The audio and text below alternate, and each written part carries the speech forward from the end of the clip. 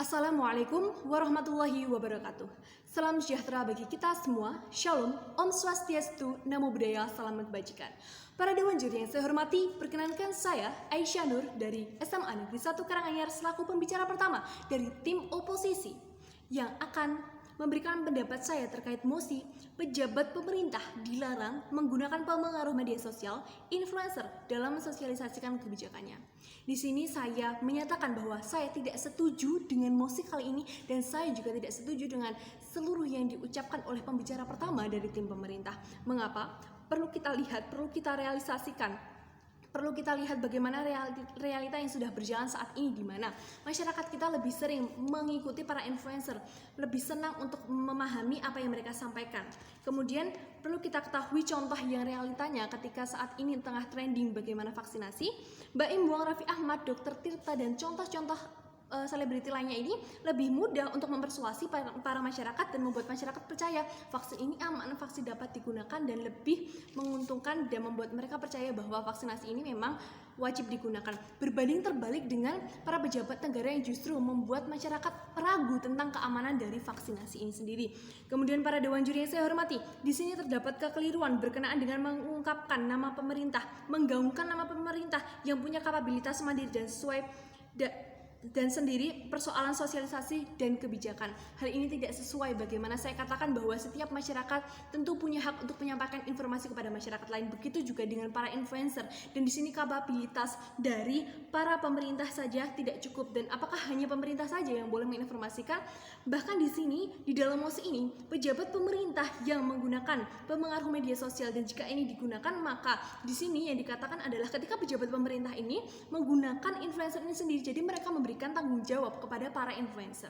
Kemudian para dewan juri yang saya hormati, banyak sekali para pejabat negara di Indonesia yang masih memiliki sifat lempar janji, omong kosong, kemudian memiliki sifat dua sisi, di mana mereka sering memberikan janji-janji manis sedangkan di belakang tidak memberikan hal yang positif kepada masyarakat, justru memberikan dampak yang negatif. Dan ini sungguh sangat menyayangkan ketika hal ini masih saja berlangsung, dan ini juga tidak sesuai dengan bagaimana influencer ini seharusnya memang menjadi jalan yang terbaik. Kemudian para dewan juri yang saya hormati, di sini saya katakan bahwa berulang kali para influencer ini mudah mempersuasi para masyarakat melalui apa yang rakyat ini biasa lihat. Kita tahu bahwa rakyat kita biasa memiliki media yang bisa ditonton seperti televisi ataupun mendengarkan radio, media sosial, dan masih banyak media lainnya. Mengapa tidak ketika masyarakat kita lebih mudah memahami apa yang disampaikan oleh para influencer? Kemudian para dewan juri yang saya hormati, di sini saya menyatakan perihal sifat komprehensif dan simplikasi, di mana hal ini tidak sesuai ketika hal ini disudutkan oleh para influencer sendiri, sedangkan influencer ini sama dengan rakyat biasa yang awam yang juga ingin mengetahui informasi dari pemerintah. Mengapa mereka harus berbohong berkenaan dengan apa yang seharusnya disampaikan? Mereka juga ingin tahu sebenarnya apa kebijakan dari pemerintah, sehingga mereka pun juga berhak untuk mengedukasi seluruh masyarakat Indonesia. Kemudian para dewan juri yang saya hormati, mengapa kita tidak percaya sedangkan mereka sendiri diberikan kepercayaan oleh para pejabat pemerintah? Dan di sini saya katakan bahwa kita dapat memilih, para pejabat pemerintah ini dapat memilih orang-orang yang cakap, para influencer yang cakap. Mengapa kita harus memilih orang-orang yang tidak cakap, yang tidak dapat mengedukasi, sedangkan kita bisa memilih influencer yang lebih berkompeten di bidangnya? Dan para dewan juri yang saya hormati, melalui hal-hal yang telah saya sampaikan, saya juga memiliki argumen-argumen yang dapat saya sampaikan dan menguatkan ketidaksetujuan saya terhadap mosi kali ini. Di antaranya yang pertama adalah hak setiap orang untuk menyebar info, sekalipun ini ditujukan kepada para influencer, seperti yang kayak saya katakan sebelumnya, bahwa setiap orang memang memiliki sifat demokratis, tidak hanya untuk berpendapat tetapi juga untuk menyebarkan informasi. Kemudian yang kedua adalah berkenaan dengan contoh publik di mana wajib vaksinasi yang digaungkan Puan Maharani bahkan tidak bisa sampai ke hati masyarakat. Masyarakat tidak percaya dan masih meragukan keamanan dari vaksinasi. Begitu juga dengan yang dilakukan mantan Menteri Kesehatan Dr. Terawan. Hal ini tentu sangat memprihatinkan para dewan juri. Dan di sini saya perlu katakan bahwa Anak muda adalah tonggak penerus bangsa yang dapat memberikan dampak positif. Maka dari itu, di sini berkaitan dengan data-data yang secara tidak langsung diketahui bahwa 274,9 juta jiwa yang ada di Indonesia, 170 juta diantaranya adalah pengguna media sosial, dan tentunya di sini banyak sekali anak-anak muda yang menggunakan. Bagaimana tidak ketika kita juga menggunakan anak-anak muda ini untuk bisa menginfluence para masyarakat di Indonesia ini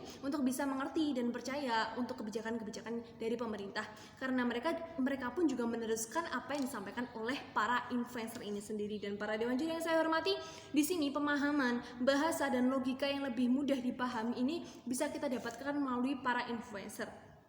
Kemudian di sini berkaitan dengan diskusi, saran, dan penolakan yang tidak bisa dilakukan, yang dikatakan oleh pembicara pertama dari tim pemerintah, hal ini memang sangat tidak benar. Hal ini berkebalikan dan tidak sesuai cerminan bagaimana masyarakat kita lebih sering mengobrol, lebih dekat dengan para influencer mereka, dan lebih paham dengan apa yang mereka sampaikan. Hal ini memang sangat tidak sesuai.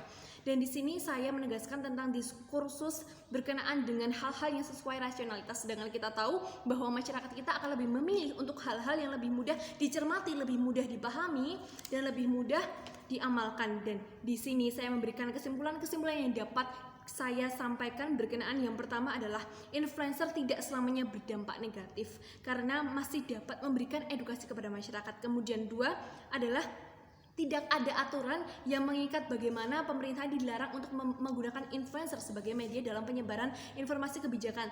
Apakah pembicara pertama dapat memberikan informasi berkenaan peraturan ini? Tentu tidak, karena faktanya tidak ada aturan-aturan yang berkenaan dengan hal ini. Maka dari itu, para dewan juri yang saya hormati, saya tegaskan sekali lagi di sini bahwa saya tidak setuju dengan mosi yang menyatakan bahwa pejabat pemerintah dilarang menggunakan pengaruh media sosial, influencer, dalam mensosialisasikan kebijakannya. Maka dari itu saya tidak setuju dengan apa yang disampaikan pembicara pertama dari tim pemerintah. Sekian yang dapat saya sampaikan, mohon maaf apabila ada kekurangan dan kesalahan. Terima kasih. Wassalamualaikum warahmatullahi wabarakatuh.